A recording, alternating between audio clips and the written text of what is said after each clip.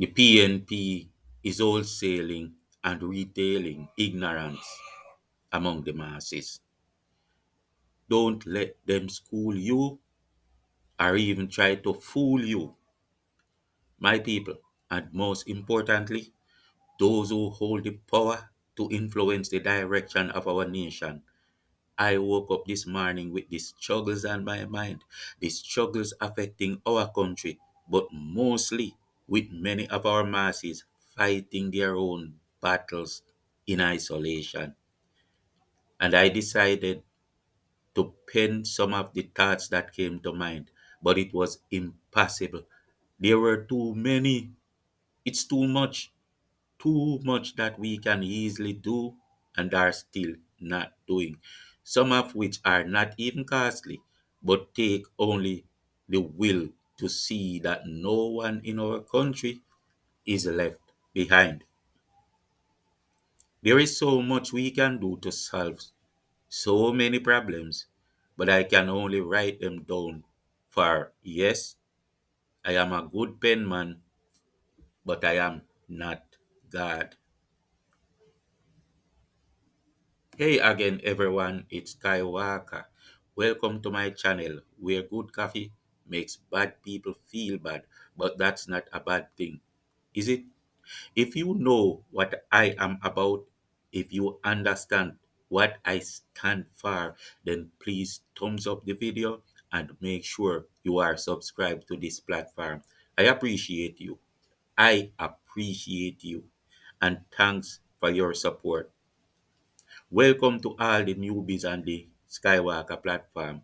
Some of the issues I raise at times, especially for not being in conventional media, will be hard for you to grasp. Just give it time. Give it time. Unfortunately, conventional history is not always history. I am sorry to say that. The truth about so many things is not the truth at all. And if I am the only one who knows this, then it has to hurt. It does hurt. I come here not as someone who claims to have all the answers, but as someone deeply hurt by the state of disconnection and ignorance that surrounds us. The issues we face are not just statistics or abstract discussions, they are real, painful realities that affect the lives of our brothers, sisters, and children. It pains me because I see potential everywhere I look, but so much of it is being lost, buried under layers of neglect, misinformation, and resignation. Ignorance. Ignorance takes many forms in our society. There is the ignorance born out of choice, the decision to turn away from knowledge and the effort it demands. Then there is the ignorance that comes from a lack of education, a system that has failed to uplift its people and provide them with basic tools to understand the world around them. And perhaps most heartbreaking of all, there is the ignorance of resignation, the kind that arises from repeated struggles, from trauma, from fighting so hard and for so long that people finally drop their hands and accept what they feel is an unchangeable fate. I see this every day. I see it in the mother of three children who doesn't know where to turn for help or who doesn't care about where to turn for help, who is criticized for her situation, but whose children's future hang in the balance. But who cares? Tell me. I want to know. I want to know that good soul. I see it in the individuals walking past council offices, unaware of the resources that could change their lives, only to come knocking on my door because the system has failed to connect with them. And I see it most painfully in the faces of those who don't believe in themselves or their potential because they have been beaten down by years of neglect. and misinformation. Hello. Hello, Mr. Arthur of the Book of Eli's. Ignorance is not just a natural state. It is often cultivated and manipulated. Ask P.J. Patterson and, if possible, Michael Manley. Or ask Norman Manley about the truth around the Independence virtual reality game that Marcus Garvey decoded and shocked the devil out of them. Misconceptions and propaganda has long been a tool of control used to shape narratives and keep people in a state of confusion. We have seen it before and we see it now.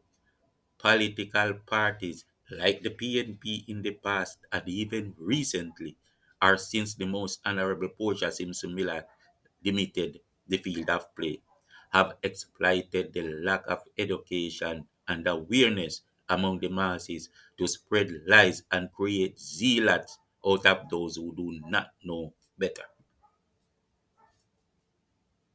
I wish you are listening. Mark Golding's PNP continues to play this dangerous game of propaganda, but let us not forget that this trend didn't start with him. It traces back to moments of political desperation, like under Peter Phillips, when the seeds of misinformation were planted deeply because he feared decent competition from Andrew Holness, who was just a youngster to him. And while the Andrew Holness administration has made strides to counter this narrative, there is still work to be done. Bravo, Andrew, but there is still work to be done. Let me be clear. This is not about partisan politics. This is about the people, our people who deserve better. They deserve leaders who uplift them with truth, not imprison them with lies. And yes, the criticisms mostly go against the PNP because I am not here to twist reality into being fair. Reality is what it is. The truth is what it is. It does not matter if the dark parts are mostly skewed to one side. It is not my duty to alter truth so that everyone will feel an equal game. That's not how life works. Truth has no regard for foolish sentiments or emotions out of anyone. It remains what it is regardless of how you choose to feel about it. You might not like to agree with it, but it remains unanswerable. Therefore, I will just let the truth work on its own, not trying to balance it, and then I will face the ridicule.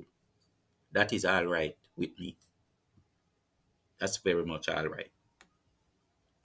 The effects of this ignorance are devastating, not just to individuals but to the entire nation.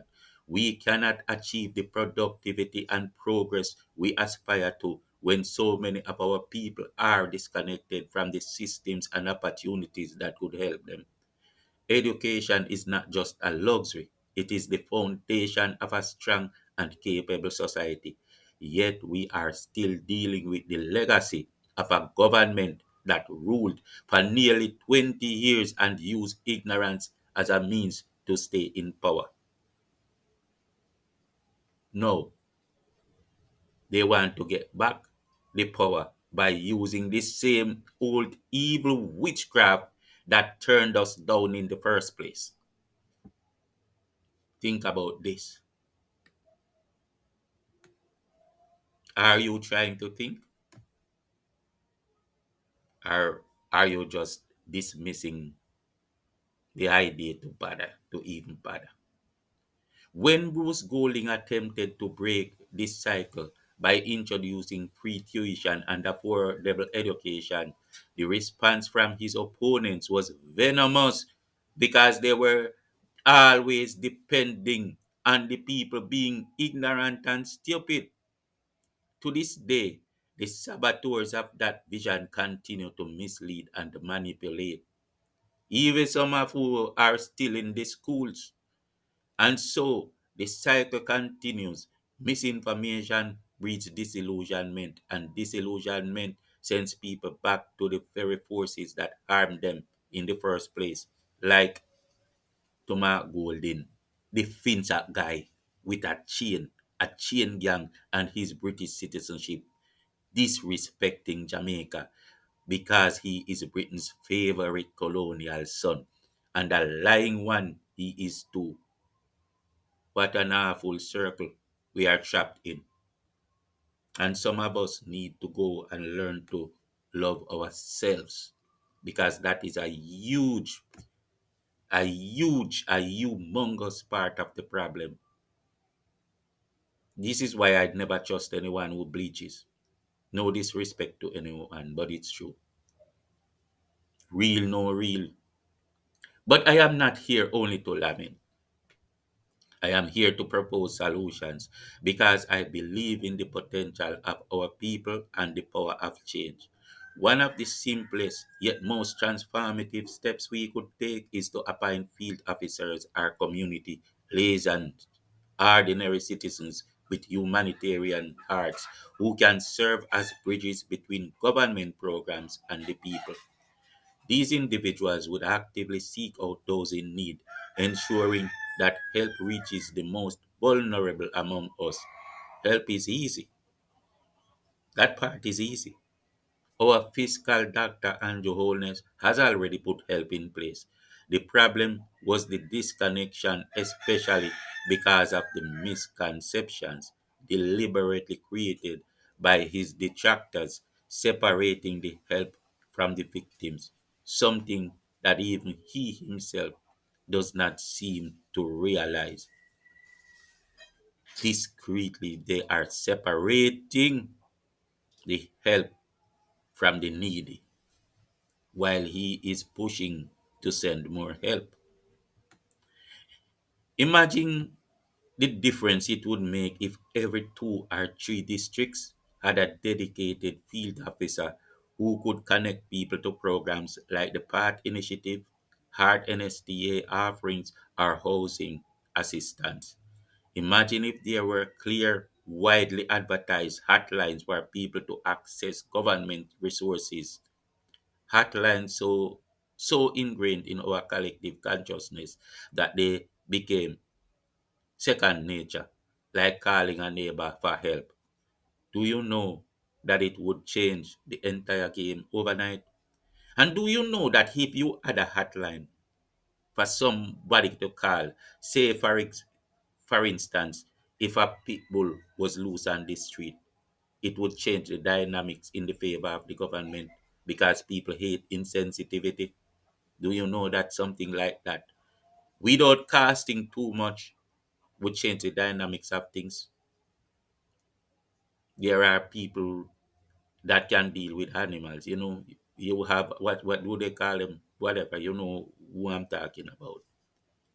But they need some access to the people that matter or to the organizations that matter all the time.